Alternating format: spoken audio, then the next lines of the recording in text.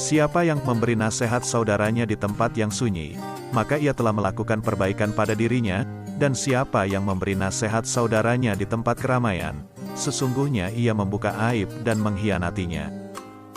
Maka, berpikirlah sebelum menentukan suatu ketetapan, atur strategi sebelum menyerang, dan musyawarahkan terlebih dahulu sebelum melangkah maju ke depan. Kenyang itu akan membuat badan jadi berat, mengeraskan hati, menghilangkan kecerdasan, mengajak tidur dan melemahkan ibadah. Siapa yang menginginkan husnul khatimah di penghujung umurnya, hendaknya ia berprasangka baik kepada manusia. Banyak orang yang telah meninggal, tapi nama baik mereka tetap kekal. Dan banyak orang yang masih hidup, tapi seakan mereka orang mati yang tak berguna. Pilar kepemimpinan itu ada 5, perkataan yang benar, menyimpan rahasia, menepati janji, senantiasa memberi nasihat dan menunaikan amanah. Pekerjaan terberat itu ada 3, sikap dermawan di saat dalam keadaan sempit, menjauhi dosa di kala sendiri, berkata benar di hadapan orang yang ditakuti. Banyak orang yang mengatakan, mencintai wanita itu sangat menyiksa. Tapi, sebenarnya yang sangat menyiksa itu adalah, mencintai orang yang tidak mencintaimu.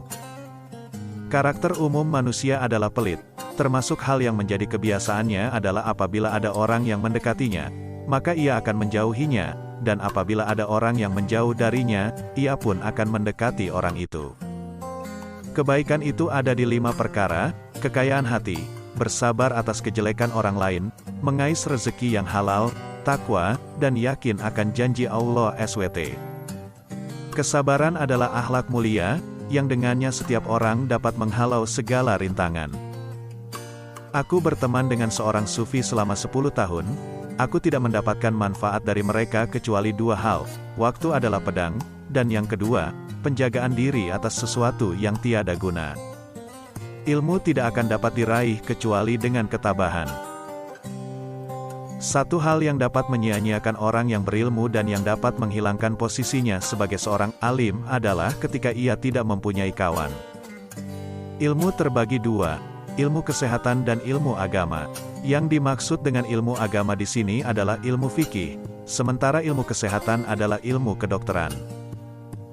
Ilmu itu seperti air, jika ia tidak bergerak, maka ia akan menjadi keruh lalu membusuk. Jika kamu tidak tahan terhadap penatnya belajar, maka kamu akan menanggung bahayanya kebodohan. Aku mampu berhujah dengan 10 orang berilmu, tapi aku akan kalah pada 1 orang yang jahil, bodoh, karena ia tidak tahu akan landasan ilmu.